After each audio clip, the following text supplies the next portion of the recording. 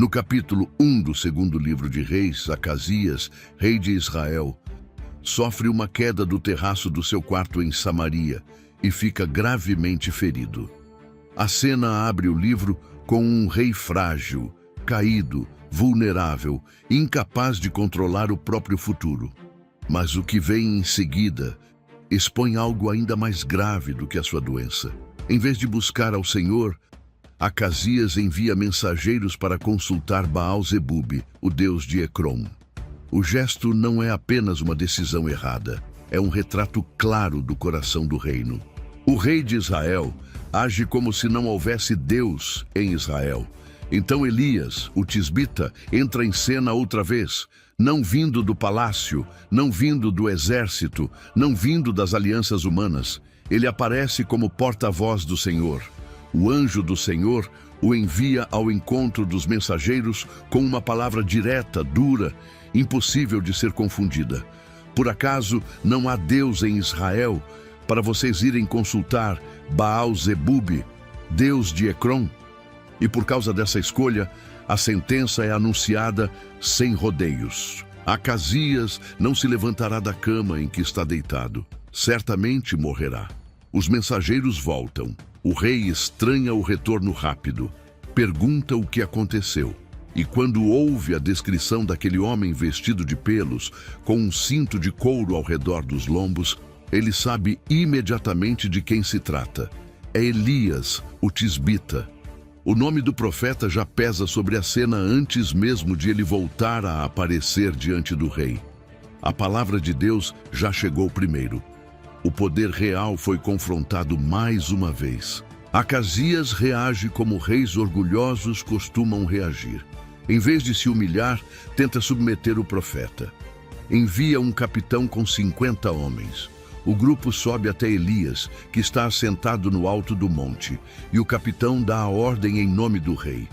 Homem de Deus, o rei diz: desce. A resposta de Elias vem carregada de autoridade divina. Se eu sou o homem de Deus, desça fogo do céu e consuma você e os seus 50. E o fogo desce. O capitão e seus homens são consumidos. O rei envia outro capitão com outros 50. A cena se repete. A ordem é dada com arrogância ainda maior. Homem de Deus, assim diz o rei, desce depressa. Mas o resultado é o mesmo. O fogo de Deus cai novamente. Só então, quando um terceiro capitão sobe com seus 50, a postura muda. Ele se ajoelha, suplica por sua vida e pela vida dos homens. Nesse momento, a narrativa deixa claro que o problema nunca foi militar. Nunca foi força humana contra força humana. Era a arrogância do poder tentando se impor sobre a palavra do Senhor. E pela primeira vez, alguém se aproxima com temor. Esses sinais de fogo não aparecem como espetáculo isolado. Eles mostram que Elias não fala por si mesmo. No momento em que o rei tenta reduzir o profeta a um servo do palácio, Deus responde revelando quem realmente tem autoridade. O confronto aqui não é entre personalidades fortes. É entre a soberania do Senhor e a rebelião de um trono que já não quer ouvi-lo. O anjo do Senhor então diz a Elias que desça com aquele terceiro capitão e não tenha medo. Elias vai, entra na presença do rei e repete pessoalmente a sentença que já havia sido enviada. Porque você mandou consultar Baal-zebube, como se não houvesse Deus em Israel, para consultar a sua palavra, você não sairá dessa cama. Certamente morrerá. E Acasias morre, conforme a palavra do Senhor que Elias havia falado. O livro começa assim: sem suavizar nada, um rei cai. Um reino mostra sua apostasia, e a palavra de Deus permanece firme. Mas o segundo livro de Reis não fica apenas no juízo. No capítulo 2, a atmosfera muda. O foco sai da morte de um rei e se volta para um dos momentos mais solenes de toda a história profética de Israel. Elias está prestes a ser tomado pelo Senhor. O texto conduz a cena com peso, reverência e movimento. Elias sai de Gilgal com Eliseu, vai a Betel, depois a Jericó e, por fim, ao Jordão. Em cada parada, Elias diz a Eliseu que fique. E em cada parada, Eliseu responde com firmeza: tão certo como vive o Senhor, e vive a tua alma, não te deixarei. Não é apenas fidelidade a um mestre, é a consciência de que aquele é um momento decisivo. Os filhos dos profetas aparecem pelo caminho. Dizem a Eliseu que o Senhor tomará o seu senhor por cima da sua cabeça naquele dia. Eliseu responde: eu também bem o sei. Calai-vos. A narrativa vai apertando a tensão. Todos sabem que algo extraordinário está prestes a acontecer, mas ninguém consegue medir completamente o que aquilo significará. Quando Elias e Eliseu chegam ao Jordão, Elias toma o seu manto, enrola-o e fere as águas. O rio se divide. Os dois passam em seco. A imagem é poderosa. O profeta que confrontou reis, invocou fogo e sustentou a palavra de Deus, atravessa as águas como alguém que caminha sob a condução direta do Senhor. Do outro lado, Elias pergunta a Eliseu o que deseja antes que ele seja tomado. Eliseu responde com coragem e consciência do peso daquela hora: peço-te que haja porção dobrada do teu espírito sobre mim. Não está pedindo glória pessoal, está pedindo capacidade para continuar uma missão pesada em um tempo espiritualmente escuro. Elias responde que a coisa é difícil, mas se Eliseu ouvir quando ele for tomado, assim lhe será feito. Então, enquanto seguem andando e falando, de repente aparecem um carro de fogo e cavalos de fogo, e ambos os separam. Elias sobe ao céu num redemoinho. Eliseu vê, clama: meu pai, carros de Israel e seus cavaleiros, e não o vê mais. A cena é grandiosa, mas também dolorosa. O profeta sobe em glória. O discípulo fica em silêncio, rasga as próprias vestes e sente o peso da ausência. Depois apanha o manto que caiu de Elias, e então vem o momento que define a transição. Ele volta ao Jordão, fere as águas e pergunta: onde está o Senhor, Deus de Elias? As águas se dividem novamente, e Eliseu atravessa. A força dessa cena está no fato de que o texto não apresenta Eliseu como substituto de Elias no sentido humano, como se tudo dependesse do brilho de um grande líder. O ponto central é outro. O mesmo Deus que agiu por meio de Elias continua presente. O profeta mudou, o Senhor não mudou. É isso que sustenta todo o restante do livro. Os filhos dos profetas olham de longe e reconhecem: o espírito de Elias repousa sobre Eliseu. A partir dali, o livro começa a preparar o espectador para uma nova etapa. Elias saiu de cena, mas a voz profética não foi silenciada. Os reis continuarão mudando. Os tronos continuarão instáveis. A idolatria continuará tentando ocupar o centro. Mas a palavra de Deus seguirá avançando, confrontando, salvando, julgando e conduzindo a história. Antes de continuarmos, eu quero te pedir algo de coração. Esse vídeo que você está assistindo não nasceu do nada. Foram horas de preparação para trazer a palavra de Deus com clareza, com respeito e com profundidade. E se isso está te ajudando, a melhor forma de você apoiar esse trabalho é bem simples: curtir o vídeo, deixar um comentário aqui embaixo e, se aparecer para você, clica no botão Hype. Leva só alguns segundos, mas faz muita diferença. Cada curtida, cada comentário e cada apoio nesse botão faz diferença. Quando você comenta, você me mostra que esse esforço valeu a pena. E mais do que isso, você ajuda essa mensagem a alcançar mais pessoas. Porque o YouTube entende que esse conteúdo tem valor e passa a entregar para mais gente. E no caso do botão Hype, esse apoio pode dar ainda mais visibilidade ao vídeo, ajudando o conteúdo a ganhar destaque e alcançar pessoas que talvez nunca encontrariam essa mensagem sozinhas. Ou seja, com um gesto simples, você não apoia apenas o canal, mas também coopera para que a palavra de Deus chegue mais longe. Então comenta agora. Pode ser qualquer coisa que veio no seu coração, o versículo que te marcou, uma frase que te confrontou, uma dúvida, um elogio.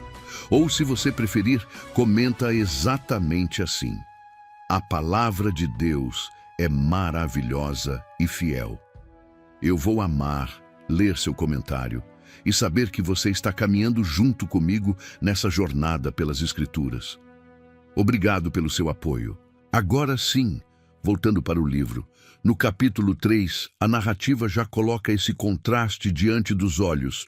Jorão, rei de Israel, entra em guerra ao lado de Josafá, rei de Judá, e do rei de Edom contra Moabe. No caminho, os exércitos ficam sem água. A situação é crítica. Homens, cavalos e reis estão encurralados no deserto. O poder militar, mais uma vez, mostra seus limites. Então Josafá pergunta se não há ali um profeta do Senhor, para que consultem ao Senhor por meio dele. Eliseu é chamado. E quando ele entra em cena, o contraste com os reis é imediato. Eles têm exércitos, ele tem a palavra de Deus, eles têm estratégia, ele tem revelação. Eliseu manda cavar valas naquele vale seco e anuncia algo que parecia improvável demais para ser levado a sério. Não vereis vento e não vereis chuva, todavia este vale se encherá de água. E assim acontece. A água vem, o exército é preservado. E logo em seguida, o próprio fenômeno se torna instrumento de vitória, porque os moabitas enxergam a água avermelhada como sangue e se precipitam em direção ao acampamento, apenas para encontrar sua derrota. A guerra começa a deixar claro o que esse bloco inteiro vai repetir de muitas formas. Deus não está ausente, mesmo quando reis e soldados parecem sem saída. Mas o livro não mostra o agir do Senhor apenas em grandes conflitos. No capítulo 4, a câmera sai do campo de batalha e entra na casa de uma viúva. Ela está desesperada. O credor quer levar seus 2 filhos como pagamento da dívida. O drama agora não é nacional, é doméstico, é silencioso. É a dor de uma mulher sem recursos, esmagada por uma realidade que ela não consegue mudar. Eliseu pergunta o que ela tem em casa. A resposta é pequena, uma botija de azeite.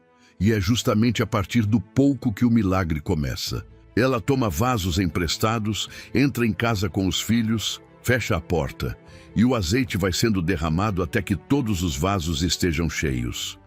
A dívida pode ser paga. A casa não será destruída. Os filhos não serão levados.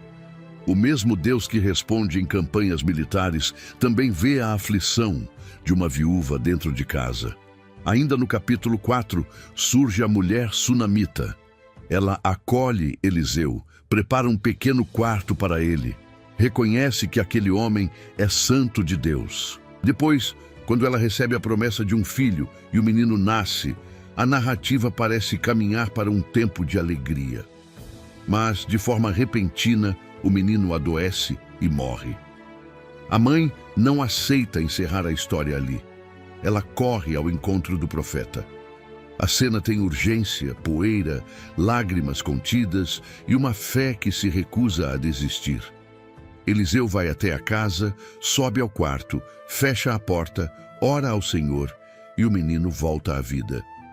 O texto conduz tudo de forma sóbria, mas profundamente impactante. O Deus de Israel não é apenas aquele que dá. Ele também é aquele que restaura quando tudo parece perdido. O capítulo 4 continua como uma sequência de provisões em tempos difíceis. Há fome na terra. Os filhos dos profetas estão reunidos. Uma panela é preparada, mas nela entra algo venenoso sem que percebam. Quando o perigo é descoberto, Eliseu intervém. A morte é afastada. Depois, alguns pães são trazidos. É pouco para tanta gente. Mas Eliseu manda servir assim mesmo, porque o Senhor diz: comerão e ainda sobrará. E o pouco basta. O texto vai costurando uma verdade atrás da outra. Em tempos de crise, Deus continua sustentando seu povo. Não com espetáculo vazio, mas com intervenções que preservam a vida, afastam a morte e mostram que a necessidade humana nunca escapa aos olhos do Senhor. No capítulo 5, a narrativa cruza fronteiras. Agora entra em cena Naamã, comandante do exército da Síria. Homem valente, respeitado, cercado de honra, mas leproso. Ele carrega poder militar, posição elevada e reconhecimento público. Ainda assim, sua condição o expõe como homem necessitado. E é por meio de uma menina israelita, levada cativa, que surge a informação de que há profeta em Samaria que poderia curá-lo. A história inteira já começa desmontando a lógica do orgulho humano. Um grande comandante será conduzido ao Deus de Israel por meio da fala de uma serva anônima.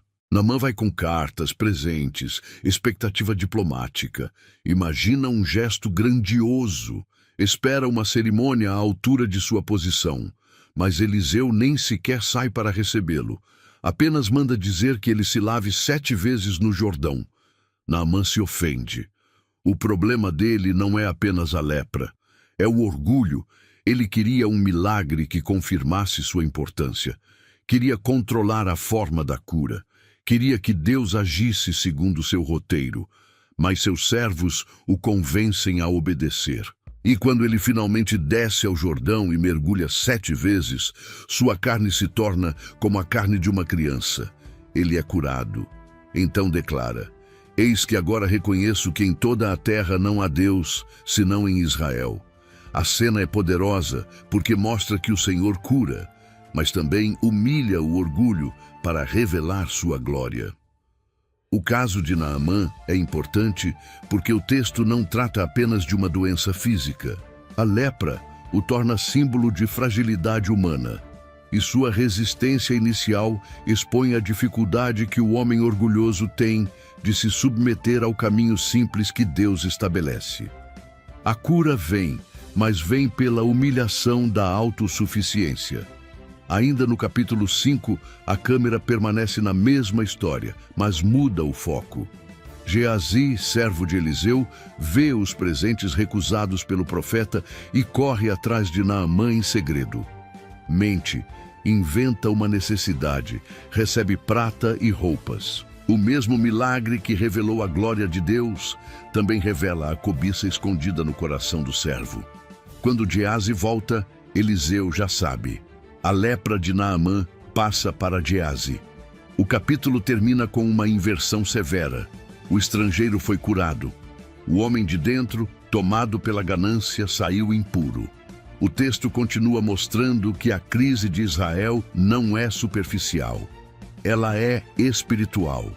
No capítulo 6, o livro alterna de novo entre o simples e o grandioso. Primeiro, os filhos dos profetas estão ampliando o lugar onde vivem, e o machado emprestado cai no rio. Parece um detalhe pequeno diante de guerras, reis e crises nacionais. Mas não é pequeno para quem perdeu. Eliseu corta um pedaço de madeira, lança na água, e o ferro flutua. O texto mostra, mais uma vez, que o agir do Senhor não se limita ao que os homens chamam de grande. Depois, a narrativa volta a crescer em escala. O rei da Síria tenta repetidamente cercar Israel, mas seus planos são descobertos. Ele pensa que há traidor no meio do exército, mas a resposta é outra. Eliseu, o profeta que está em Israel, faz saber ao rei de Israel as palavras que você fala no seu quarto. Então a Síria manda cavalos, carros e grande exército para cercar Dotã. Pela manhã, o servo de Eliseu vê a cidade cercada e entra em desespero. Ai, meu senhor, que faremos? E então vem uma das frases mais marcantes desse bloco. Não temas, porque mais são os que estão conosco do que os que estão com eles. Eliseu ora, e os olhos do servo são abertos. Ele vê o monte cheio de cavalos e carros de fogo ao redor de Eliseu. A cena une o invisível ao visível. O perigo era real. O exército inimigo estava ali, mas a realidade mais profunda ainda não tinha sido vista. Eliseu então ora. Os sírios são feridos de cegueira, e ele os conduz até Samaria. Depois, em vez de ordenar sua morte, promove um gesto inesperado. Eles são alimentados e enviados de volta. O capítulo mostra livramento, poder, misericórdia e soberania, tudo ao mesmo tempo. Mas a paz não dura. Ainda no capítulo 6, Ben-Hadad cerca Samaria.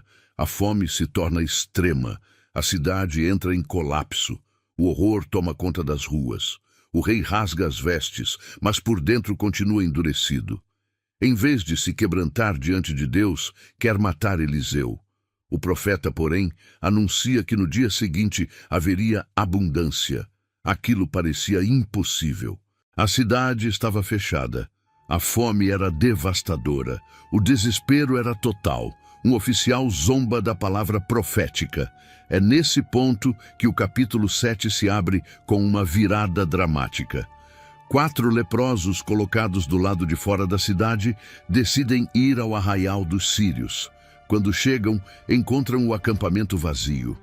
O Senhor havia feito os sírios ouvirem ruído de carros, cavalos e grande exército, e eles fugiram às pressas, abandonando tudo.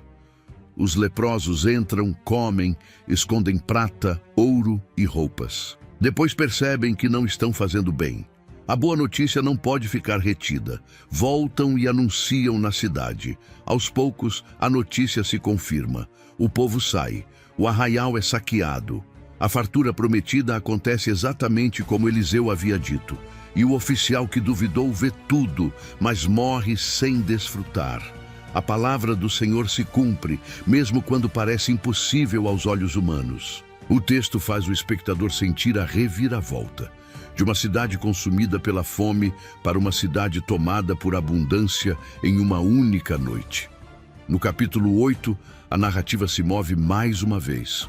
Agora, ligando misericórdia, justiça e transição política. A mulher sunamita, aquela cujo filho havia sido restaurado, recebe orientação de Eliseu para sair da terra por causa da fome que viria. Passados os anos, ela volta e vai clamar ao rei por sua casa e suas terras. No exato momento em que Geazi está contando ao rei sobre os feitos de Eliseu, ela entra. A coincidência aparente, na verdade, revela a mão silenciosa de Deus conduzindo a cena. O rei ordena a restituição de tudo. A história mostra que o Senhor continua cuidando dos que confiaram nele. Depois, o foco vai para Damasco. Ben-Hadad está doente. Hazael é enviado a Eliseu para perguntar se o rei se recuperará. Eliseu responde de forma solene e estranha. Vai, dize-lhe, certamente sararás. Porém, o Senhor me mostrou que ele certamente morrerá. Em seguida, o profeta fixa o olhar em Hazael e começa a chorar. Quando Hazael pergunta a razão, Eliseu anuncia o mal que ele fará a Israel. Incendiar fortalezas, matar jovens, despedaçar crianças e abrir o ventre de mulheres grávidas. A cena é pesada, quase insuportável. Hazael finge espanto. Depois volta, sufoca o rei e toma o trono. O futuro já está se fechando sobre Israel. O perigo não vem apenas de dentro. Está crescendo também ao redor. Hazael se torna peça importante no restante da narrativa porque representa a pressão estrangeira usada como instrumento de juízo sobre Israel. O texto não apresenta Deus como autor da maldade de Hazael, mas mostra que a história das nações também está debaixo do conhecimento e do governo do Senhor. O que os homens fazem por ambição e crueldade não escapa ao controle divino. O capítulo 8 termina ainda localizando o espectador nos reinos. Jorão passa a reinar em Judá. Depois vem Acasias. A casa de Davi continua de pé, mas a influência da casa de Acabe contamina também o sul. A crise, portanto, não está restrita a um único trono. Vai se espalhando. O ambiente fica cada vez mais carregado. E ao fim desse grande bloco, uma verdade já se impõe com força. Deus continua agindo, curando, livrando, sustentando, revelando e falando. Mas o coração da nação continua doente. Os milagres não estão produzindo arrependimento coletivo. A palavra profética continua firme. Os reis não. Agora, no capítulo 9 do segundo livro de Reis, a narrativa entra numa fase mais escura, mais severa e mais acelerada. Já não se trata apenas de advertência. O tempo do juízo chegou. A palavra anunciada anos antes começa a cair sobre reis, palácios e alianças como uma tempestade inevitável.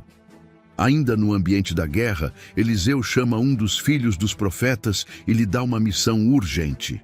Ele deve pegar um vaso de azeite, ir a Ramote-Gileade, procurar Jeú, filho de Josafá, filho de Ninsi, levá-lo a um aposento interior e ungí-lo rei sobre Israel. A ordem é clara, direta e carregada de peso.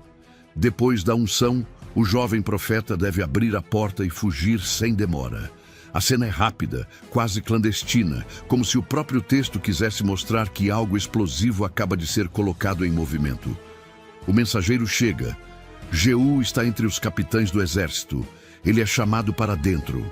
O azeite é derramado sobre sua cabeça. E então vem a palavra do Senhor, uma palavra que não deixa margem para neutralidade. Jeú é ungido para ferir a casa de Acabe, seu senhor, para que Deus vingue o sangue dos seus servos, os profetas, e o sangue de todos os servos do Senhor derramado por Jezabel. A sentença é total. Toda a casa de Acabe cairá, e Jezabel será devorada pelos cães no campo de Jezreel. O jovem abre a porta e foge. A unção não foi um gesto de honra. Foi uma convocação para um juízo violento. Quando Jeú sai, os homens percebem que algo aconteceu. Primeiro ele tenta despistar, mas logo a verdade vem à tona. Então eles se apressam, estendem mantos debaixo dele nos degraus, tocam a trombeta e gritam: Jeú reina. A partir daí, a narrativa entra num movimento de conspiração, velocidade e ruptura. Jeú não perde tempo. Sabe que se a notícia chegar antes a Jezreel, tudo pode se complicar. Então ele parte. A história agora corre com o som dos cavalos, o levantar da poeira e a tensão de um golpe que avança para atingir o coração da casa de Acabe. Em Jezreel, Jorão está se recuperando de ferimentos de guerra. Acasias, rei de Judá, também está ali para visitá-lo. Um atalaia vê a tropa se aproximando. Mensageiros são enviados para perguntar se vêm em paz, mas ninguém retorna. Quando finalmente o modo de conduzir é reconhecido, a resposta vem carregada de presságio. O andar de dirigir é como o de Jeú, filho de Ninsi, porque dirige furiosamente. Então, Jorão manda aparelhar o carro. Ele e Acasias saem ao encontro de Jeú.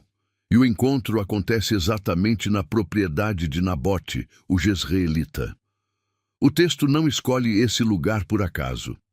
A terra tomada injustamente por Acabe e Jezabel agora se torna palco do acerto de contas. Jorão pergunta: "A paz, Jeú?" A resposta vem como uma espada. Que paz pode haver enquanto duram as prostituições de tua mãe Jezabel e as suas muitas feitiçarias? Naquele instante, Jorão percebe que não há acordo possível. Vira as rédeas e foge, gritando traição a Acasias. Mas Jeú retesa o arco e atira. A flecha atravessa o coração do rei. Jorão cai morto no carro. Então Jeú ordena que seu corpo seja lançado no campo de Nabote.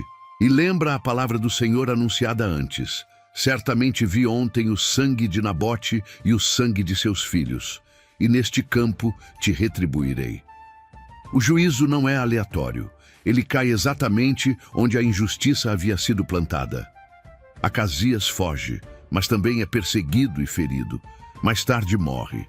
O alcance do juízo toca Israel e Judá, porque as alianças com a casa de Acabe também trouxeram contaminação para o reino do sul. O texto mostra, assim, que o mal não fica isolado. Ele se espalha. E quando o juízo vem, ele também alcança vínculos, pactos e cumplicidades. Então Jeú entra em Jezreel. Jezabel ouve, pinta os olhos, adorna a cabeça e olha pela janela. A cena é marcada por orgulho, desafio e uma tentativa final de manter a postura de poder. Quando Jeú entra pela porta, ela fala como quem ainda pretende humilhar o novo rei. Teve paz Zinri, que matou a seu senhor, mas Jeú não se detém em discussões. Levanta o rosto e pergunta: quem é comigo? Quem? 2 ou 3 eunucos olham para ele. Então vem a ordem seca: lançai-a daí abaixo. Eles a lançam. Seu sangue respinga na parede e nos cavalos. Jeú a atropela. Mais tarde, quando vão sepultá-la, encontram apenas o crânio, os pés e as palmas das mãos. O restante havia sido devorado pelos cães. E a palavra do Senhor anunciada por Elias se cumpre mais uma vez com precisão assustadora. Jezabel não aparece aqui apenas como uma rainha derrotada. Ela representa uma estrutura de poder que uniu idolatria, perseguição, manipulação e violência contra os servos do Senhor. Sua queda mostra que o juízo de Deus não atinge apenas indivíduos isolados, mas também sistemas inteiros que se levantam contra a verdade. O capítulo 10 amplia ainda mais essa devastação. Restam 70 filhos da casa de Acabe em Samaria. Jeú escreve cartas às autoridades da cidade e aos responsáveis pela criação desses descendentes. A provocação é calculada. Ele manda que escolham o melhor entre os filhos do rei, coloquem-no no trono e lutem pela casa de seu senhor. Mas ninguém tem coragem. O temor toma conta de todos. Eles respondem submissos. Então Jeú manda uma nova ordem. Se realmente estão com ele, tragam no dia seguinte as cabeças dos filhos de Acabe, e assim acontece. As cabeças são colocadas em 2 montões à entrada da porta da cidade. A cena é brutal. O texto não suaviza. O juízo está desmontando, peça por peça, a dinastia que havia desafiado o Senhor. Jeú então declara ao povo que ele conspirou contra seu senhor e o matou. Mas quem matou todos estes? E logo acrescenta que nada cairá em terra da palavra do Senhor, a qual o Senhor falou contra a casa de Acabe.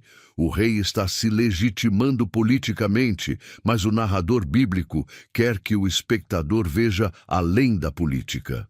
Por trás daqueles movimentos violentos está a concretização de palavras antigas, faladas quando parecia que a casa de Acabe seguiria intocável.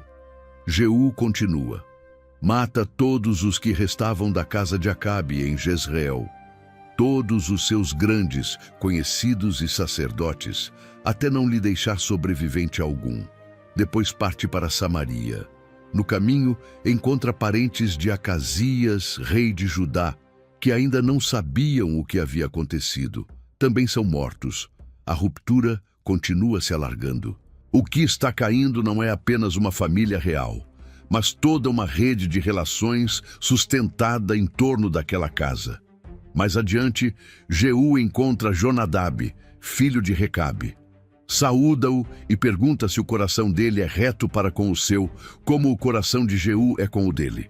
Diante da resposta positiva, Jeú o faz subir ao carro e o convida: vem comigo e verás o meu zelo para com o Senhor. A frase é forte, mas também carrega ambiguidade. Jeú realmente foi levantado para executar juízo contra a casa de Acabe. Mas, ao mesmo tempo, começa a aparecer no texto um homem consciente de seu próprio papel, de sua imagem e de seu poder. O zelo existe, mas não é simples. Chegando a Samaria, Jeú termina de exterminar todos os restantes da casa de Acabe. Depois, prepara um golpe final contra o culto a Baal. Age com astúcia.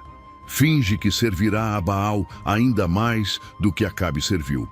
Convoca todos os sacerdotes, profetas e adoradores de Baal, sem deixar faltar nenhum.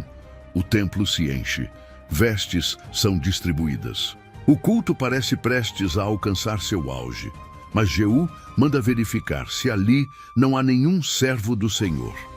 Então, posiciona homens do lado de fora e dá a ordem: se alguém escapar, a vida de quem o deixar escapar responderá por isso.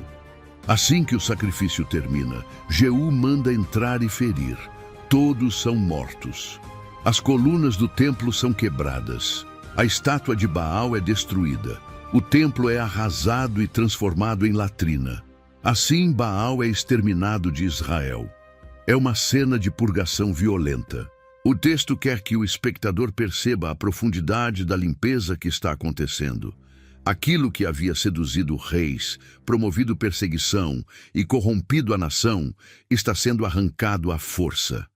O juízo não é simbólico, ele é histórico, público e irreversível. Mas o capítulo não termina exaltando Jeú como herói pleno. Depois de tudo isso, vem a avaliação decisiva. Jeú destruiu Baal de Israel, mas não se apartou dos pecados de Jeroboão, filho de Nebate, que fizera Israel pecar, isto é, os bezerros de ouro que estavam em Betel e em Dan. Aqui o texto interrompe qualquer leitura simplista. Jeú foi instrumento de juízo, mas não se tornou modelo completo de fidelidade. Ele eliminou uma forma de idolatria, mas preservou outra. Derrubou uma casa ímpia, mas não levou o povo a uma obediência inteira ao Senhor. Esse é um dos pontos mais importantes desse bloco. O livro não está interessado em criar heróis perfeitos. Mostra que Deus pode usar um homem real, limitado e até contraditório para cumprir seu juízo. Jeú foi eficaz contra a casa de Acabe, mas não promoveu uma reforma total do coração nacional. Por isso, o problema de Israel ainda está longe de terminar. Mesmo assim, o Senhor reconhece que Jeú executou o que era reto aos seus olhos contra a casa de Acabe e promete que seus filhos se assentariam no trono até a 4ª geração. Mas o texto também acrescenta que Jeú não teve cuidado de andar de todo o seu coração na lei do Senhor, Deus de Israel. E nos dias dele, o Senhor começou a diminuir os termos de Israel. Hazael passa a ferir o território israelita. A ameaça externa cresce de novo. O juízo sobre uma dinastia aconteceu, mas a doença espiritual da nação não foi curada por completo. Esse terceiro bloco do segundo livro de Reis termina, portanto, com sangue, ruínas, tronos derrubados e altares destruídos. A palavra profética se cumpriu. A casa de Acabe caiu. Jezabel teve seu fim. O culto a Baal foi desmontado. Mas a história deixa um gosto pesado, porque o mesmo texto que mostra o juízo de Deus também revela como é possível participar de atos decisivos sem entregar o coração por inteiro ao Senhor. E depois da queda de uma dinastia inteira, a câmera da narrativa começa a se voltar para Judá, onde outra crise se aproxima e a linhagem real também entrará em perigo. Depois do colapso no norte e da queda brutal da casa de Acabe, a narrativa do segundo livro de Reis se volta para Judá. Agora, a ameaça já não recai apenas sobre um trono instável. Ela se aproxima da própria linhagem de Davi. Nos capítulos 11 e 12, a história entra num momento silencioso e perigoso, porque o que está em risco não é só o governo de um rei, mas a continuidade da promessa que Deus havia ligado à casa real de Judá. No capítulo 11, quando Atalia, mãe de Acasias, vê que seu filho morreu, ela se levanta e destrói toda a descendência real que consegue alcançar. A cena é pesada. Não é apenas uma disputa por poder. É uma tentativa de apagar a linhagem davídica e tomar o reino para si. Judá parece à beira de um rompimento irreversível, mas, no meio desse cenário escuro, Deus preserva em silêncio aquilo que os homens tentam destruir. Jeoseba toma Joás, ainda menino, e o esconde no templo do Senhor com sua ama. Durante 6 anos, enquanto Atalia reina sobre a terra, o herdeiro permanece oculto. A promessa não morreu, ela está guardada. Então, no 7º ano, o sacerdote Joiada entra em ação. Ele reúne capitães, guardas e homens de confiança, mostra-lhes o filho do rei e organiza cuidadosamente a restauração. A cena cresce com solenidade. O menino é trazido. A coroa é colocada sobre sua cabeça. O testemunho lhe é entregue. E então o povo bate palmas e grita: Viva o rei! É um momento de virada. Aquilo que parecia perdido reaparece diante de todos. Judá não sobrevive por força própria. Sobrevive porque Deus não abandonou sua aliança. Atalia ouve o barulho, entra no templo e vê a cena. Rasga as vestes e clama: traição, traição. Mas já é tarde. Ela é levada para fora e morta. Em seguida, Joiada faz aliança entre o Senhor, o rei e o povo, para que fossem o povo do Senhor. Logo depois, o povo derruba a casa de Baal, despedaça seus altares e suas imagens. O templo volta ao centro da história, não como detalhe religioso, mas como sinal de que a restauração verdadeira precisa recolocar Deus no centro da nação. Aqui, o texto mostra algo decisivo. Não basta remover uma governante ímpia. Era preciso restaurar a aliança, a adoração e a ordem espiritual do povo. A queda de Atalia resolve uma crise política, mas a volta ao Senhor é o que dá sentido à mudança.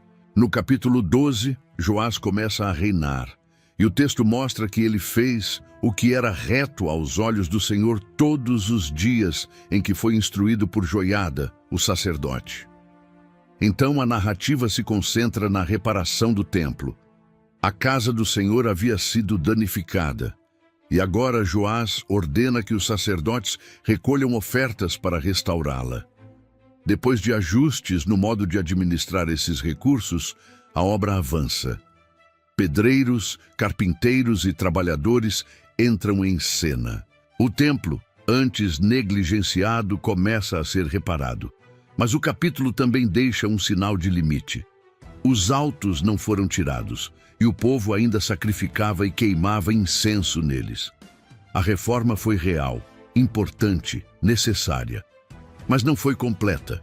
O templo foi restaurado por fora, enquanto certas práticas continuavam vivas no povo. Mais adiante, quando Azael ameaça Jerusalém, Joás toma objetos consagrados e tesouros da casa do Senhor para enviá-los ao inimigo. O rei que ajudou a restaurar o templo mostra, ao mesmo tempo, fragilidade diante da pressão. Assim, esse bloco termina com uma verdade importante. Judá ainda respira por causa da fidelidade de Deus, que preserva a linhagem, restaura o trono e traz o templo de volta ao centro. Mas a fragilidade permanece. A promessa continua viva, porém o coração da nação ainda não foi plenamente curado. Depois da preservação da linhagem em Judá e da restauração parcial do templo, o segundo livro de Reis entra numa fase de desgaste contínuo. Nos capítulos 13 a 16, a história não avança com uma grande ruptura imediata, mas com algo mais silencioso e, por isso mesmo, mais perigoso: a repetição do erro. Reis se levantam, reis caem, fronteiras encolhem, inimigos pressionam, e o povo continua preso aos mesmos pecados que já haviam trazido juízo antes. A sensação agora é a de uma nação cansada, enfraquecida por dentro e por fora, seguindo em frente sem realmente voltar para o Senhor. No capítulo 13, Jeoacás reina sobre Israel. O texto logo mostra o padrão que já se tornou familiar. Ele faz o que era mal aos olhos do Senhor e segue os pecados de Jeroboão, filho de Nebate, que fizera Israel pecar. Então, a ira do Senhor se acende contra Israel e o povo é entregue repetidamente nas mãos da Síria. A opressão é pesada. Israel vai perdendo força, homens e dignidade. O exército é reduzido drasticamente. O reino, que antes parecia forte, agora mal consegue se manter de pé. Ainda assim, em meio a esse colapso, Jeoacás suplica ao Senhor. E o Senhor o ouve. Dá a Israel um libertador. E por algum tempo o povo consegue respirar. Mas a frase seguinte pesa como um diagnóstico triste. Contudo, não se apartaram dos pecados da casa de Jeroboão. O alívio vem, mas não produz transformação profunda. O sofrimento aperta, a ajuda chega e o coração continua o mesmo. Depois dele, Jeoás, seu filho, reina em Israel e a avaliação repete quase a mesma sentença. O livro está mostrando algo com insistência. O problema não é a falta de intervenção divina. Deus continua falando, ouvindo, livrando e sustentando. O problema é a persistência humana em retornar ao mesmo caminho. E é nesse contexto que o capítulo 13 conduz a narrativa para um momento solene. Eliseu adoece da enfermidade de que morreria. O profeta que havia atravessado tantos episódios de livramento, cura, provisão e revelação, agora está no leito de morte. Jeoás vai até ele e chora, repetindo as palavras que Eliseu dissera quando Elias foi tomado. Meu pai, carros de Israel e seus cavaleiros. A cena é carregada de memória e peso. Eliseu manda que o rei tome arco e flechas. Depois ordena que abra a janela para o oriente e atire. O rei atira. Então Eliseu declara: flecha do livramento do Senhor, flecha do livramento contra a Síria. Em seguida, manda que ele golpeie o chão com as flechas. O rei golpeia 3 vezes e para. Eliseu se ira. Se tivesse ferido 5 ou 6 vezes, destruiria a Síria completamente. Mas agora a vencerá apenas 3 vezes. O texto não transforma isso em espetáculo místico. Ele usa a cena para mostrar a hesitação do rei, sua falta de percepção da gravidade daquele momento, sua incapacidade de responder com plena intensidade àquilo que Deus estava colocando diante dele. Eliseu morre, e com sua morte o livro fecha uma era. Mais adiante, até mesmo um morto lançado em sua sepultura revive ao tocar os ossos do profeta. É um último sinal impressionante, como se o texto dissesse que o Deus que agiu por meio de Eliseu continua vivo mesmo depois da morte do profeta. No capítulo 14, a narrativa alterna entre Judá e Israel. Amazias reina em Judá. O texto diz que ele fez o que era reto aos olhos do Senhor, mas não como Davi, seu pai. Outra vez aparece a nota de limite.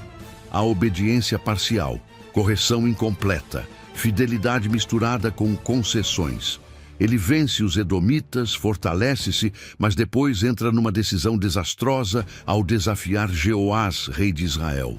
A resposta vem com uma parábola curta e humilhante. O cardo do Líbano mandou dizer ao cedro do Líbano que desse sua filha por mulher a seu filho. Mas um animal passou e pisou o cardo. A mensagem é clara. Amazias está se exaltando além da medida. Mesmo assim, ele insiste. Vai à guerra, e Judá é derrotado. Jerusalém é invadida. Parte do muro é derrubada.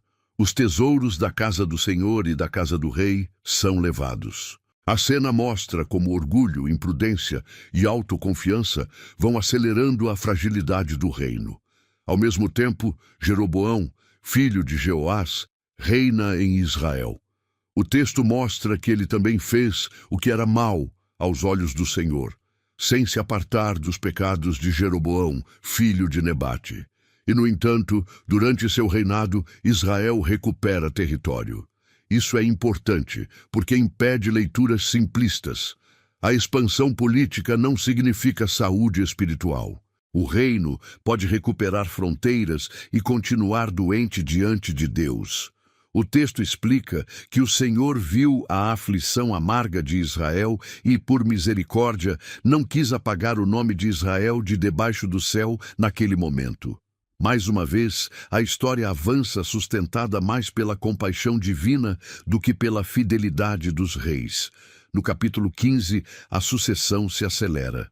Azarias reina em Judá, e em Israel vários reis passam rapidamente pelo trono.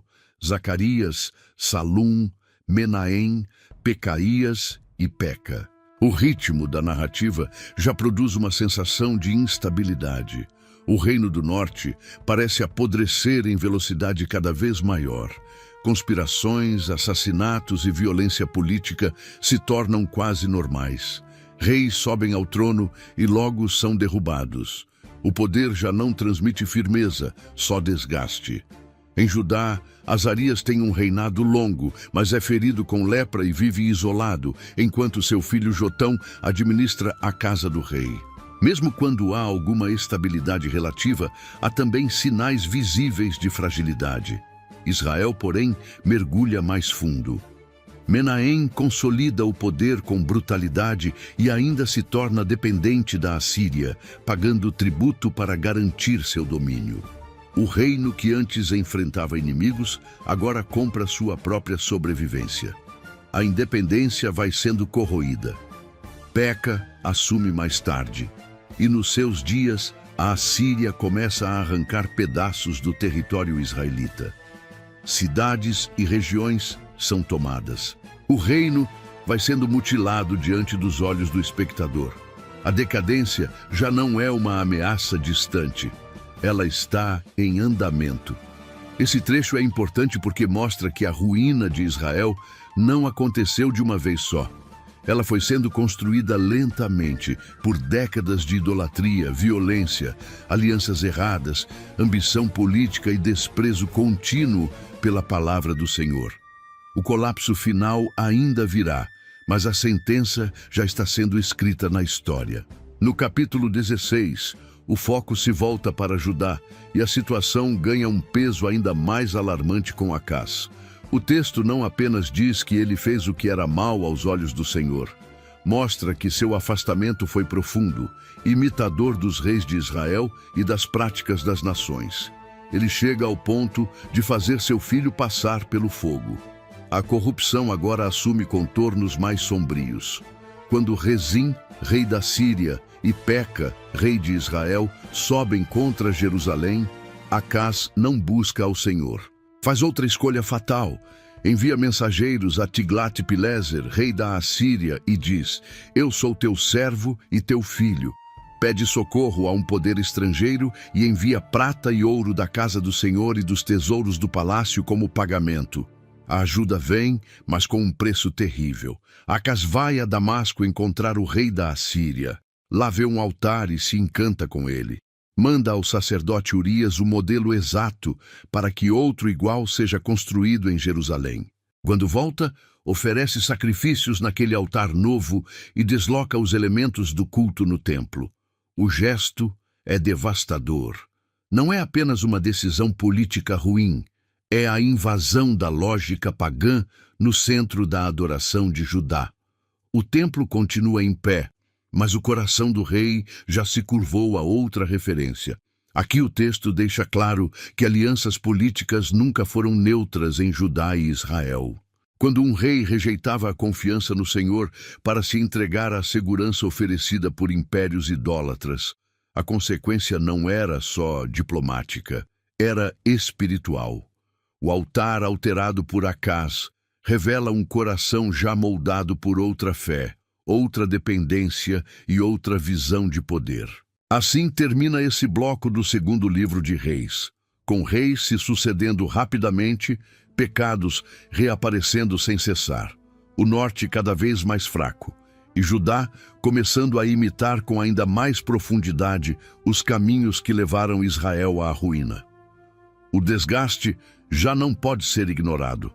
A decadência deixou de ser um risco.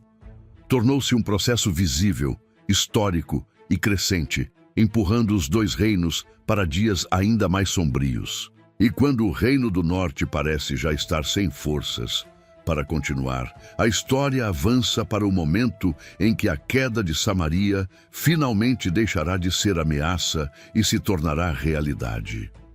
Depois de anos de enfraquecimento, de reis que se sucederam sem romper com o pecado, de altares corrompidos, alianças erradas e advertências desprezadas, o segundo livro de Reis chega a um dos seus pontos mais graves. No capítulo 17, o Reino do Norte não está apenas diante de uma crise política, está diante do fim. Samaria vai cair, Israel vai ser levado ao exílio. E o texto não permite que essa tragédia seja lida como simples acidente da história. Ele faz questão de mostrar que essa queda tem causas espirituais profundas, acumuladas ao longo de gerações. No início do capítulo 17, Oséias reina em Israel. O texto diz que ele fez o que era mal aos olhos do Senhor, embora não como os reis de Israel que vieram antes dele. Ainda assim, o quadro já está comprometido. Salmaneser, rei da Assíria, sobe contra ele. Oseias se torna seu servo e paga tributo, mas depois tenta se rebelar. Busca apoio no Egito, deixa de pagar ao rei da Assíria aquilo que pagava de ano em ano. E essa tentativa de escapar pela política termina precipitando a ruína. O rei da Assíria o prende e invade a terra. Samaria é cercada durante 3 anos. A cidade resiste por um tempo, mas não consegue impedir o inevitável. No 9º ano de Oseias, Samaria é tomada. Israel é deportado para a Assíria. O reino do norte chega ao fim, mas nesse ponto o texto faz algo decisivo. Ele interrompe a simples sequência dos fatos para explicar por que isso aconteceu. E essa explicação é o coração do capítulo. O narrador volta o olhar para toda a trajetória de Israel e mostra que a queda de Samaria não começa no cerco assírio. Começa muito antes, quando o povo, tirado do Egito pelo Senhor, começa a temer outros deuses. Israel havia sido libertado da escravidão, conduzido pela mão de Deus, separado para viver em aliança. Mas em vez de andar nos caminhos do Senhor, passou a imitar as nações que Deus havia expulso de diante deles. A narrativa, então, faz um retrato denso da infidelidade coletiva. O povo levantou para si altos em todas as cidades, desde as torres dos atalaias até as cidades fortificadas. Ergueu colunas e postes sagrados em todos os outeiros altos e debaixo de toda árvore frondosa. Queimou incenso nos altos, como as nações que o Senhor tinha lançado fora. Fez coisas malignas para provocar o Senhor à ira. Serviu ídolos, embora o Senhor tivesse dito claramente: não fareis estas coisas. A descrição é longa, porque a culpa é longa. O texto quer que o espectador sinta o peso de uma rebelião repetida, insistente, acumulada. E, no entanto, Deus não agiu sem antes falar. O capítulo faz questão de lembrar que o Senhor advertiu Israel e Judá por meio de todos os profetas e de todos os videntes. Voltai-vos dos vossos maus caminhos. Guardai os meus mandamentos e os meus estatutos. Mas o povo não ouviu. Endureceu a cerviz como seus pais que não creram no Senhor, seu Deus. Rejeitou os estatutos, a aliança e os testemunhos com que Deus os advertira. Seguiu a vaidade e tornou-se vão. A frase é forte, porque mostra não apenas atos errados, mas um coração que foi se esvaziando diante de Deus. O texto prossegue lembrando que Israel deixou os mandamentos do Senhor, fez imagens de fundição, 2 bezerros, fez um poste ídolo, adorou todo o exército dos céus e serviu a Baal. Fez passar seus filhos e suas filhas pelo fogo, deu-se a adivinhações e agouros e se vendeu para fazer o que era mal aos olhos do Senhor. Aqui, a narrativa já não está apenas relatando pecado religioso no sentido superficial. Está mostrando uma desfiguração moral e espiritual completa. O povo abandonou a Deus e se entregou a tudo aquilo que a aliança havia proibido de forma mais solene. Esse é um dos pontos mais importantes de todo o livro. O exílio não é apresentado como fraqueza de Deus diante da Assíria. É apresentado como juízo. O Senhor não perdeu Israel para um império mais forte. O Senhor entregou Israel ao juízo depois de uma longa história de paciência desprezada, advertências rejeitadas e endurecimento contínuo. O narrador então resume a tragédia com uma frase devastadora. O Senhor muito se indignou contra Israel e o afastou da sua presença. Nada mais ficou, senão a tribo de Judá. Ainda assim, o texto não poupa Judá. Acrescenta logo depois que Judá também não guardou os mandamentos do Senhor, mas andou nos estatutos que Israel introduzira. Ou seja, a queda de Samaria não é só o fim de um reino, é também um aviso em forma de ruína para o reino do sul. A narrativa volta então ao movimento da história. O rei da Assíria traz gente da Babilônia, de Cuta, de Ava, de Amate e de Sefarvaim, e os estabelece nas cidades de Samaria, no lugar dos filhos de Israel. A terra passa a ser ocupada por uma população misturada, mas logo no começo, esses novos moradores não temem ao Senhor. Então o Senhor envia leões entre eles e alguns são mortos. A interpretação dada ao rei da Assíria é curiosa e reveladora. Os povos trazidos para a terra não conhecem o costume do Deus daquela terra. Por isso, um sacerdote dentre os exilados de Samaria é enviado de volta para lhes ensinar como deveriam temer o Senhor. A partir daí, o capítulo mostra uma religiosidade confusa, misturada, dividida. Cada povo continua fazendo seus próprios deuses, colocando-os nas casas dos altos que os samaritanos haviam feito. Ao mesmo tempo, também temem ao Senhor. O resultado é um culto híbrido. Eles temiam ao Senhor e serviam aos seus próprios deuses. Essa mistura não é apresentada como solução, mas como mais um sinal da desordem espiritual instalada na terra. O lugar continua marcado pelo nome do Senhor, mas a fidelidade da aliança foi substituída por uma religião dividida, sem pureza, sem exclusividade, sem obediência verdadeira. Essa população misturada ajuda a explicar um cenário que será importante mais adiante na história bíblica. Samaria passa a carregar uma identidade religiosa e étnica marcada por mistura, tensão e ruptura com a herança original de Israel. O problema não era apenas quem morava ali, mas o tipo de culto que se formou naquele território. Um temor parcial ao Senhor, combinado com permanência na idolatria. O capítulo 17 termina olhando outra vez para a raiz da crise. O Senhor havia feito aliança com seu povo, dado mandamentos claros, mostrado seu poder ao tirá-los do Egito com grande força e braço estendido. A resposta que ele exigia era temor, adoração exclusiva e obediência. Mas Israel não ouviu. Antes, procedeu segundo o antigo costume. A tragédia, portanto, está completa. O reino do norte não caiu porque faltou aviso. Caiu porque acumulou resistência à voz de Deus até o ponto em que o juízo se tornou inevitável. Samaria caiu.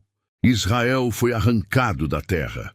Um reino inteiro desapareceu da cena. E, no entanto, o ponto central não é a força da Assíria, é a seriedade de Deus. O Senhor é paciente, mas sua paciência não é indiferença.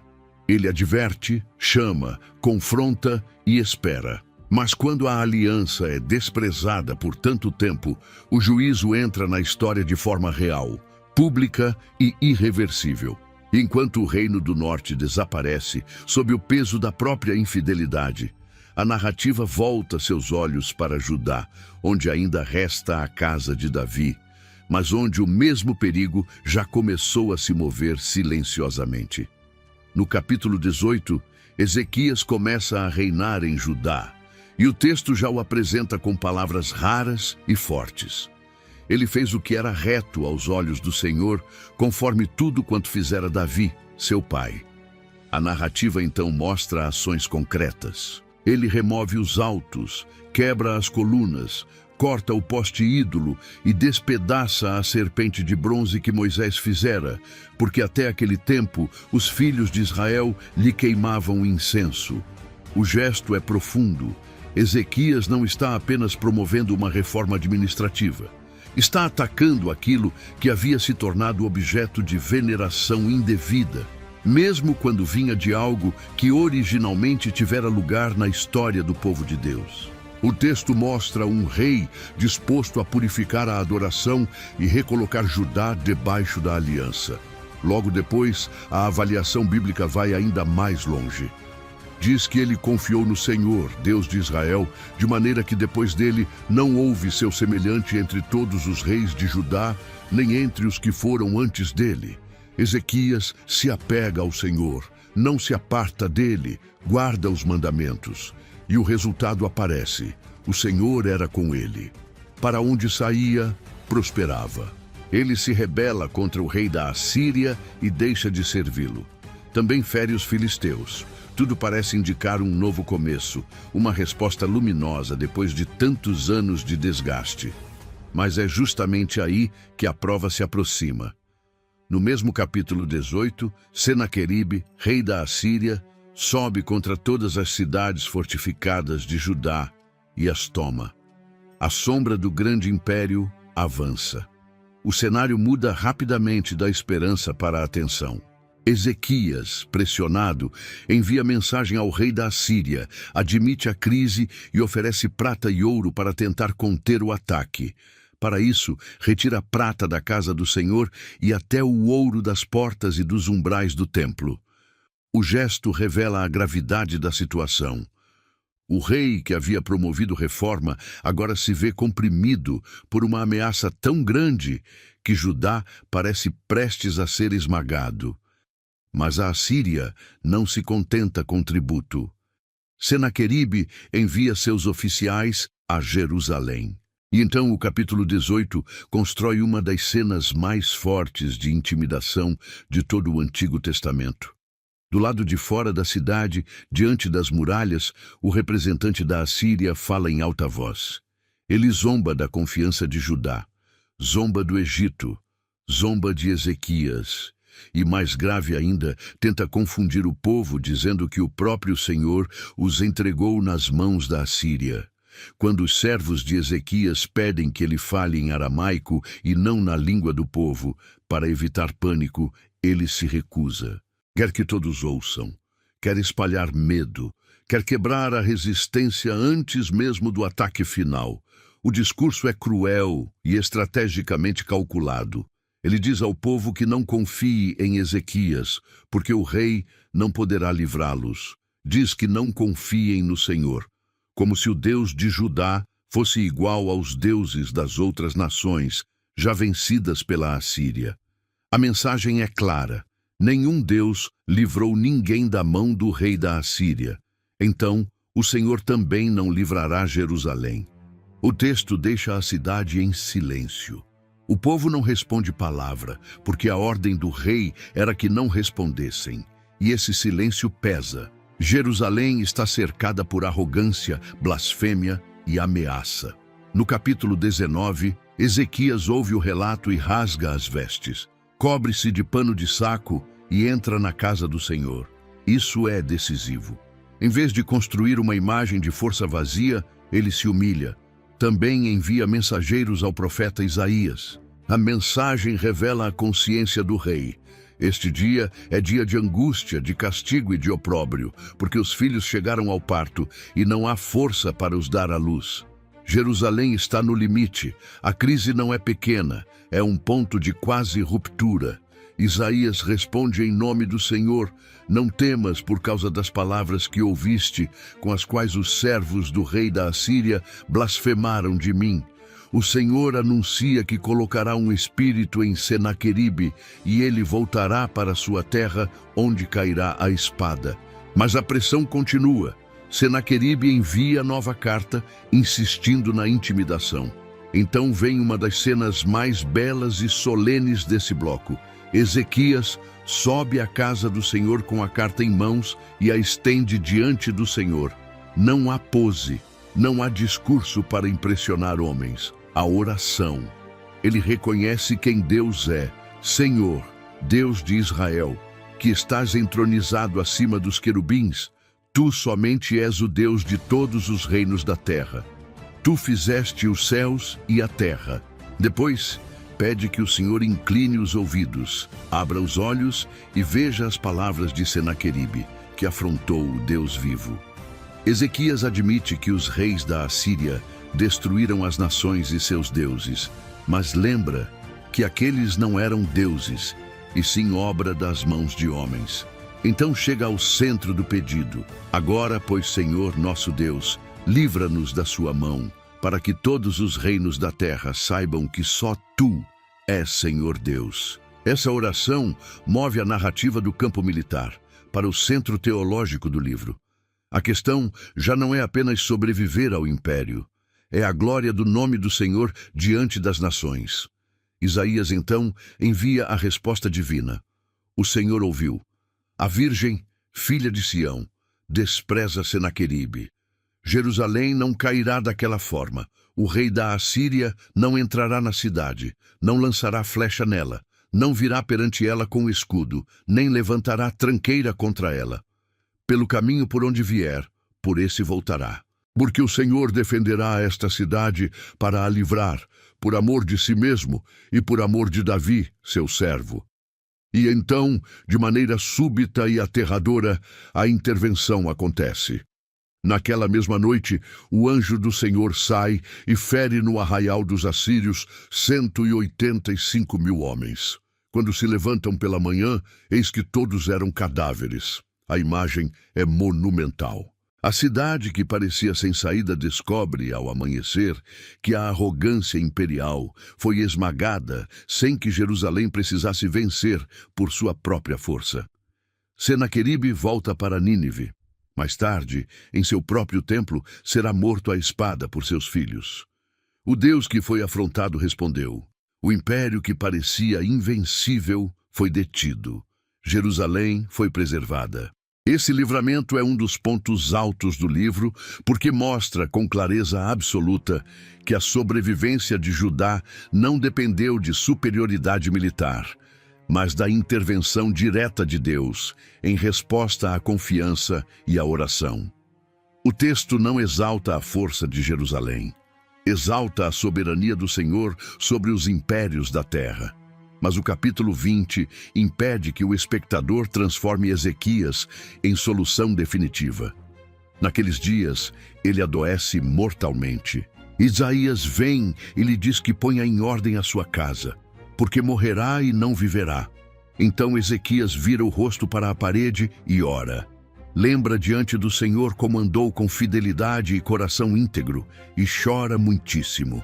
Antes que Isaías saia do pátio central, a palavra do Senhor volta a ele. Deus ouviu a oração, viu as lágrimas, acrescentará 15 anos à vida do rei e livrará a cidade da mão do rei da Assíria. Como sinal, a sombra retrocede nos degraus. Outra vez, o texto mostra um Deus que escuta, responde e intervém. Mas logo depois vem a nota de sobriedade. Merodach-Baladã, filho de Baladã, rei da Babilônia, envia cartas e presente a Ezequias, porque soube que ele havia estado doente. Ezequias se alegra com isso e lhes mostra toda a casa de seu tesouro, a prata, o ouro, os aromas, o óleo precioso, o arsenal e tudo quanto havia nos seus tesouros.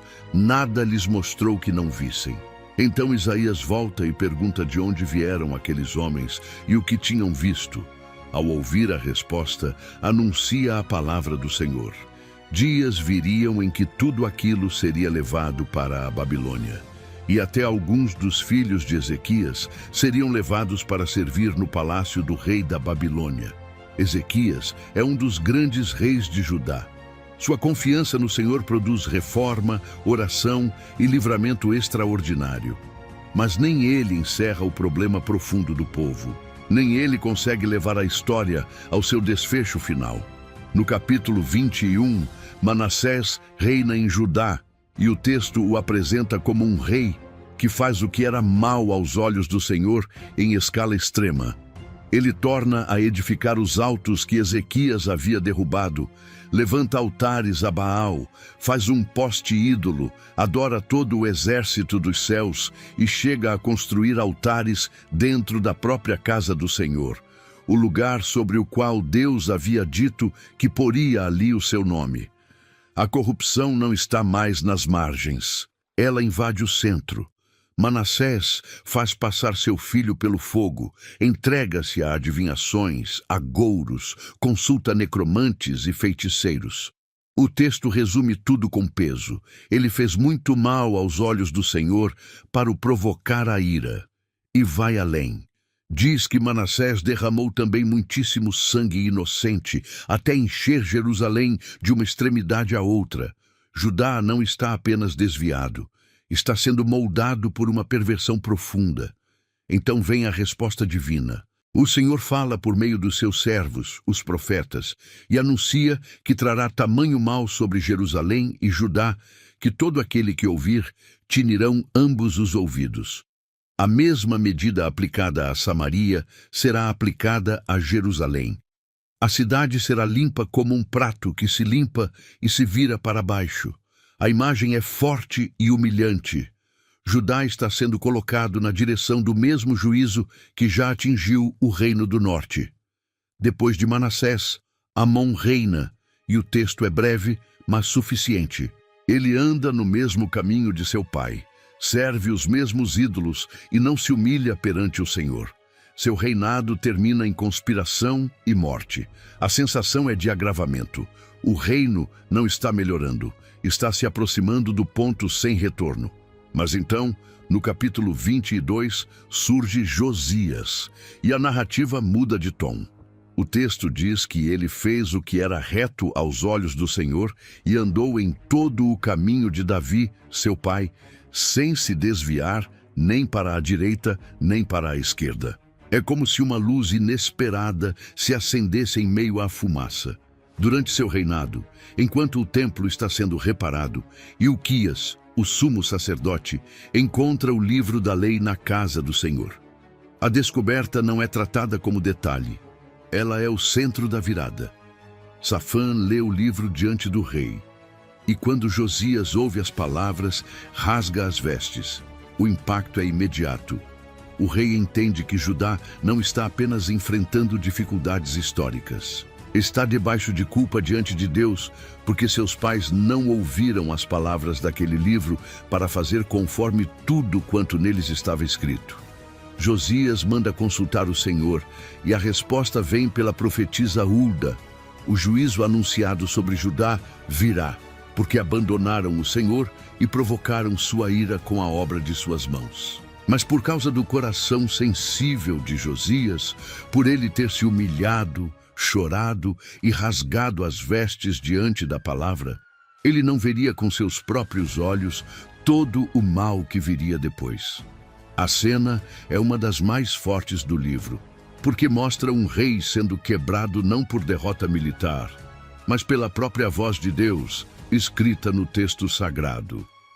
Esse momento é decisivo porque revela que a verdadeira reforma começa quando a palavra de Deus volta ao centro e o coração humano volta a tremer diante dela. Josias não reage como quem recebeu uma informação religiosa. Ele reage como quem percebeu que a nação inteira estava vivendo em rebelião diante do Senhor. No capítulo 23, Josias reúne os anciãos, sobe à casa do Senhor e lê diante de todo o povo as palavras do livro da aliança. Depois, faz aliança perante o Senhor para andar após ele, guardar seus mandamentos, testemunhos e estatutos de todo o coração e de toda a alma. Então, a reforma explode em ações concretas. Os utensílios feitos para Baal, para o poste-ídolo e para todo o exército dos céus são retirados do templo e queimados. Os sacerdotes idólatras são removidos. Os altos são destruídos. O poste-ídolo é queimado e reduzido a pó. Josias contamina lugares de culto pagão, derruba altares antigos, inclusive em Betel, cumprindo aquilo que havia sido anunciado muito antes. A reforma é ampla, agressiva e pública. Não é simbólica. É uma tentativa real de arrancar Judá da idolatria pela raiz. E então vem outra marca desse reinado: a celebração da Páscoa como não se fazia havia muito tempo. O povo volta a olhar para trás e lembrar a aliança, o livramento, a identidade de quem pertence ao Senhor. O texto chega a dizer que nunca houve antes rei semelhante a Josias, que se convertesse ao Senhor com todo o seu coração, toda a sua alma e todas as suas forças, conforme toda a lei de Moisés. E depois dele nunca se levantou outro igual. Mas o mesmo capítulo impõe sobriedade. Apesar de tudo isso, o Senhor não se demove do ardor da sua grande ira, com que se indignara contra Judá por causa de todas as provocações com que Manassés o provocara. A reforma é verdadeira. O rei é sincero, o despertamento é real. Mas a culpa acumulada da nação já produziu consequências que não seriam totalmente revertidas. Josias consegue frear a corrupção no seu tempo, mas não apagar a sentença já formada na história de Judá. Depois da última grande reforma nos dias de Josias, o segundo livro de Reis caminha para o seu desfecho mais pesado. Nos capítulos 24 e 25, a história já não fala de possibilidade de retorno nacional, mas de colapso. Babilônia cresce como força dominante. Os últimos reis de Judá mostram fraqueza, instabilidade e falta de direção. E Jerusalém se aproxima da hora que os profetas haviam anunciado durante gerações. O que está para cair não é apenas um governo. É a cidade santa, o templo, o centro visível da adoração, a capital da linhagem de Davi. A ferida agora será total. No capítulo 24, Jeoaquim reina em Judá e se torna servo de Nabucodonosor, rei da Babilônia, durante 3 anos. Depois se rebela, mas a reação não tarda. O Senhor envia contra Judá tropas dos caldeus, dos sírios, dos moabitas e dos amonitas. O texto faz questão de dizer que isso vinha da parte do Senhor, para remover Judá de diante da sua face, por causa dos pecados de Manassés e também por causa do sangue inocente que ele havia derramado. Ou seja, mesmo quando exércitos humanos avançam, o livro continua interpretando a história pelo eixo da aliança. O juízo não chegou por acaso. Ele amadureceu dentro da própria infidelidade de Judá. Depois de Jeoaquim, reina Joaquim, seu filho, mas por pouco tempo. Nabucodonosor sobe contra Jerusalém. A cidade é cercada. Joaquim sai ao encontro do rei da Babilônia com sua mãe, seus servos, seus príncipes e seus oficiais. Então ele é levado cativo. E junto com ele saem os tesouros da casa do Senhor e os tesouros da casa do rei. Os utensílios de ouro que Salomão fizera para o templo são despedaçados, conforme o Senhor havia dito. Também são levados os príncipes, os homens valentes, os artífices e os ferreiros. Jerusalém vai sendo esvaziada. O reino ainda não acabou por completo, mas já está sendo desmontado diante dos olhos do espectador. Nabucodonosor coloca Matanias, tio de Joaquim, no trono e muda seu nome para Zedequias. O gesto já mostra a condição humilhante de Judá. O rei agora reina sob imposição estrangeira, mas nem isso produz quebrantamento. Zedequias faz o que era mal aos olhos do Senhor, segundo tudo quanto fizera Jeoaquim. O capítulo termina deixando claro que Jerusalém e Judá chegaram a um ponto em que foram lançados da presença do Senhor. Então Zedequias também se rebela contra o rei da Babilônia. A ruptura final se aproxima. No capítulo 25, o cerco começa de forma decisiva. No 9º ano de Zedequias, no 10º mês, Nabucodonosor vem com todo o seu exército contra Jerusalém, acampa-se diante dela e levanta tranqueiras ao redor. A cidade fica sitiada, os dias passam, o cerco se prolonga, a fome aperta. A resistência vai sendo consumida não apenas pela força inimiga, mas pela falta de pão. O texto conduz a cena com sobriedade, e essa sobriedade torna tudo ainda mais doloroso. Não há heroísmo triunfante aqui. Há exaustão, desgaste e juízo. No 4º mês, a fome se torna tão forte que não havia pão para o povo da terra. Então o muro da cidade é rompido. Os homens de guerra fogem de noite pelo caminho da porta entre os 2 muros, junto ao jardim do rei, enquanto os caldeus cercam a cidade. Mas a fuga falha. O exército babilônico persegue Zedequias, alcança-o nas campinas de Jericó, e todo o seu exército se dispersa. Zedequias é preso e levado ao rei da Babilônia. Seus filhos são mortos diante dele. Depois seus olhos são vazados. E ele é levado preso em cadeias para a Babilônia. A cena é devastadora. O último rei de Judá vê a morte dos filhos antes de mergulhar na escuridão. A monarquia davídica, no plano visível da história, termina em ruína e humilhação. Depois disso, vem o golpe mais doloroso. No 5º mês, Nebuzaradã, servo do rei da Babilônia, entra em Jerusalém e queima a casa do Senhor, a casa do rei e todas as casas de Jerusalém. O templo é incendiado, as colunas de bronze, as bases e o mar de bronze são quebrados e levados. Os utensílios do serviço do templo são retirados. O lugar que representava a presença de Deus no meio do povo é devastado pelo fogo. A cidade é derrubada. Os muros são postos abaixo. O que restava de estrutura nacional, religiosa e simbólica vai ao chão. Aqui o texto quer que o espectador sinta o peso total da queda. Jerusalém não está perdendo apenas uma batalha. Está vendo o colapso do palácio, do templo, das muralhas, da liderança e da estabilidade nacional. Tudo aquilo em que o povo confiou externamente, sem obediência verdadeira, está sendo removido diante do juízo de Deus. O povo que restou na cidade e os desertores são levados cativos. Apenas alguns dos mais pobres ficam na terra para cuidar das vinhas e dos campos. Os principais sacerdotes, oficiais e homens importantes são levados a Ribla e ali executados. Judá é transportado para fora da sua terra. O exílio, anunciado tantas vezes, agora é fato consumado. A cidade está em cinzas, o templo está destruído, o trono caiu, a terra foi esvaziada, uma era inteira chegou ao fim. Ainda assim, a narrativa registra um último movimento interno na terra.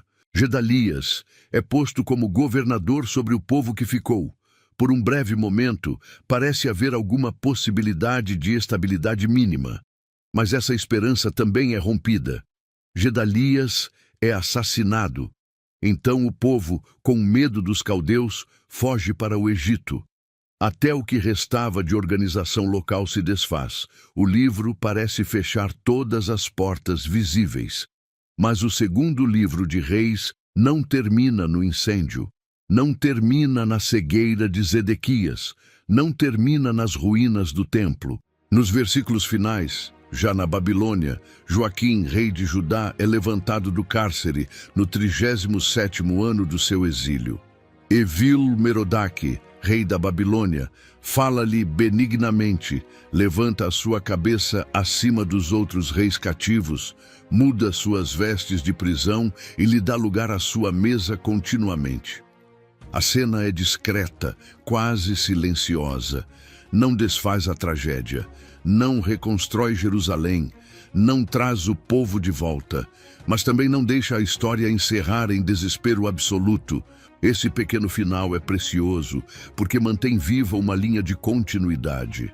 A casa real não desapareceu completamente.